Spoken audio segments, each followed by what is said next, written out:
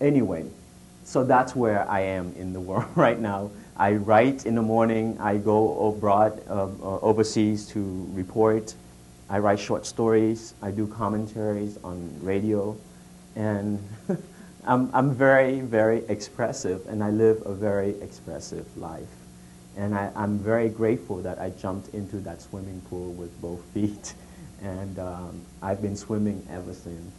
If you guys have questions, you can ask, but I'm also going to read a short story later. You come over here when you were 11 years old. Yeah. Well, but my question is, why did you go to ESL? Oh, why did I go to ESL even when I was 11 or 12?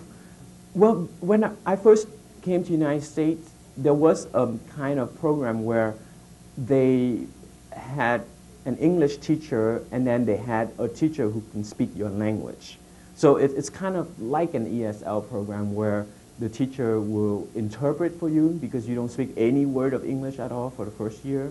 And then after that, I didn't have ESL classes, but what happened was my writing was very bad, even though I started speaking English very fast. That I didn't have a concept of grammar at all.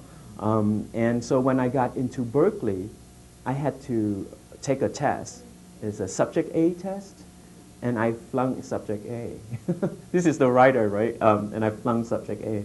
So I had to take ESL class for 1 year. You're a writer in English. How about your native language? Do you still write fluently?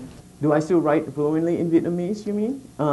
I write fluently in Vietnamese, except for I haven't done so for a long time. I can read the Vietnamese newspaper, and I used to read a lot when I was a kid in Vietnamese. But people ask me, do I write for Vietnamese newspapers? And I say no, because they don't pay me. You know. But if they pay me, I imagine I can also write in Vietnamese. Compare your Vietnamese and your English. Well, you know, it's very hard to compare your native tongue to English. I think I'm much more expressive in English than in Vietnamese. On the other hand, I think Vietnamese is a very special language because it's primal. I'm not sure you know what primal means, but it's very, very, I don't know, very guttural. It's in your gut. For instance, if I say the word sour, I don't salivate.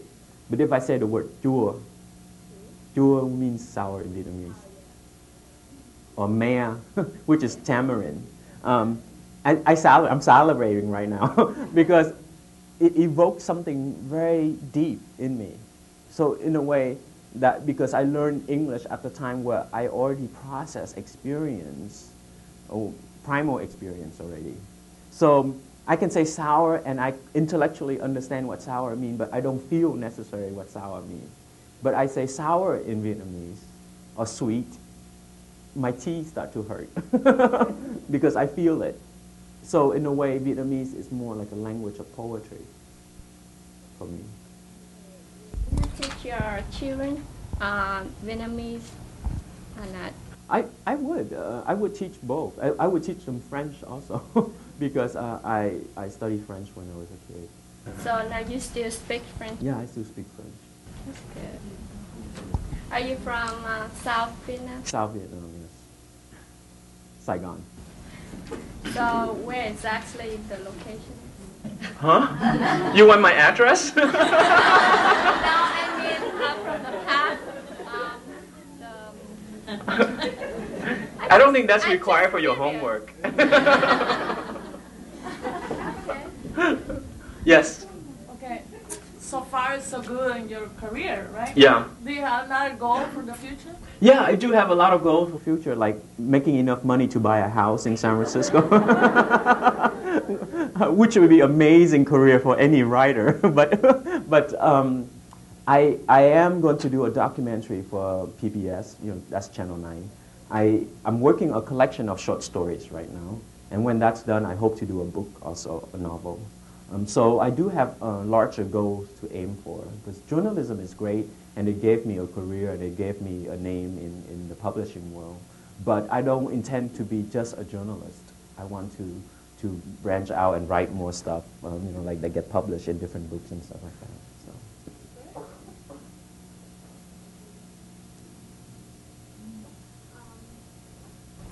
Someone just raised it.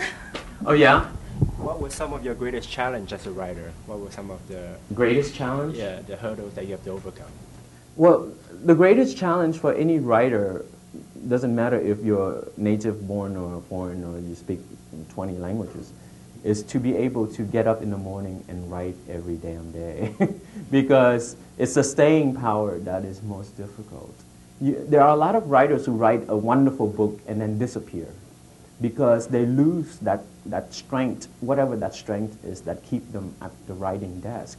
Writing live can be can also seem romantic and glamorous from a distance, but the actual writing live is very, very boring.